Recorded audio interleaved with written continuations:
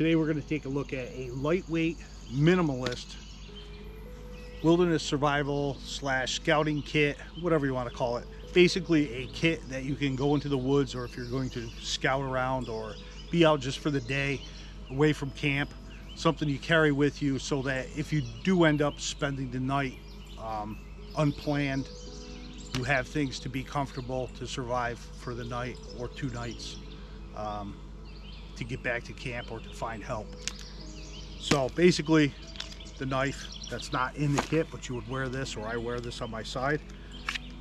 This is the Wicked Big Boy by Nuge, and I have a Ranger band with a ferrocerium rod stuck in the back, as well as a small piece of fat wood for starting fires.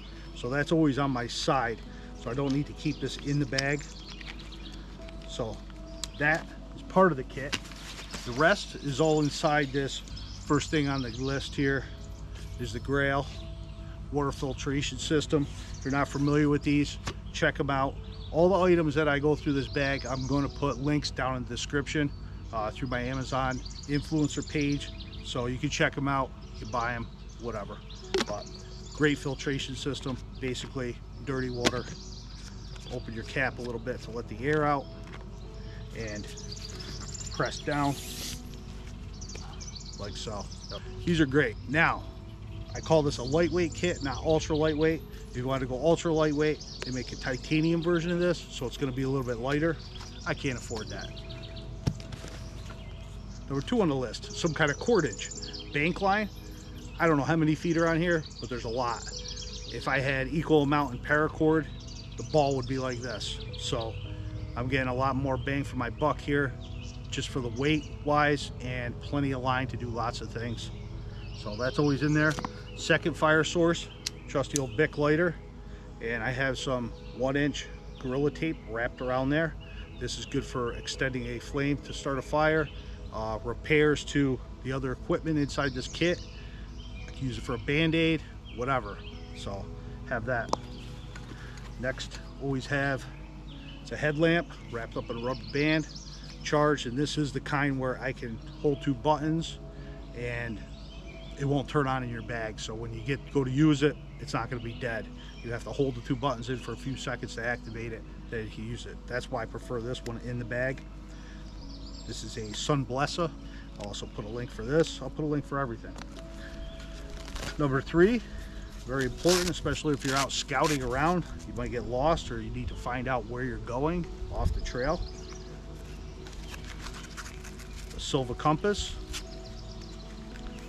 with the signal mirror. And of course, a compass is no good unless you have a map of your area that you are scouting around in.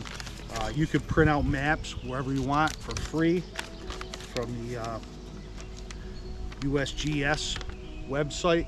This is the location I'm in right now, so I have that in there.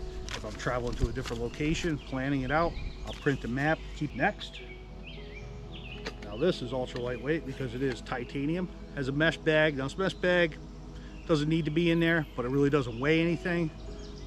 It can be used for some other things. I could put rocks in it, use that bank line to throw a line over a tree if I needed to hoist something up, make a bear bag out of the pouch for the night if I did have food with me, or if I caught some food. So I keep that on the thing because it keeps the lid all together. But small Gritr gear, titanium cup. My filtration system breaks. I can boil water, have safe drinking water. If I catch some crawfish in a stream, I can boil them up in here, have some dinner, whatever. So that's part of the kit. Next, I carry a bandana, and this bandana actually is a little bit cooler than a normal one because it has reflective ink printed on it, so that will reflect to a flashlight.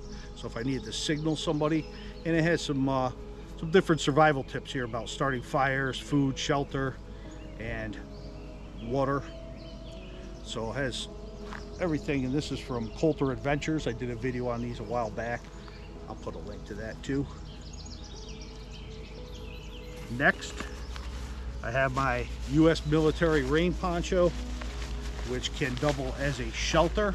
I did some videos recently doing some shorts I did, doing some shelters with different tarp configurations, and I think I did, I'm not sure if I did 2 or 1, but I did definitely do 1 shelter with the tarp. I have another video doing two ponchos together, not tarps, 2 ponchos together, creating a shelter. Did an overnight in that a while back. That was last year. There's the hip pouch bag. Everything fits in there, and that's basically the whole kit. So this is something that I can alter, of course. I'll basically carry this when I'm out scouting for deer, but I will add a couple things. Usually I won't carry the poncho because I know I'm going to make my way back, and I'll check the weather if it's going to rain. But I'll keep all this other stuff in there, and I'll add some tick repellent, bug spray, things like that. Some marking tape, biodegradable marking tape of what I'll mark some areas for moving some tree stands or things like that. So I'll mix it up a little bit, but in general, the kit's going to be the same. I'm out scouting. So this whole bag attaches to my Philby Marine backpack. It goes on the bottom, and I can keep my poncho and my poncho liner or whoopee blanket in here, and that's generally what I do. So if I'm at a base camp, I always have this with me. I got the poncho, and I always carry all these other items in that bag so I can switch out, make a quick day bag, leave camp without carrying my whole pack, and still have the essentials with me. Let me know, do you have a bag like this, or want to put one together?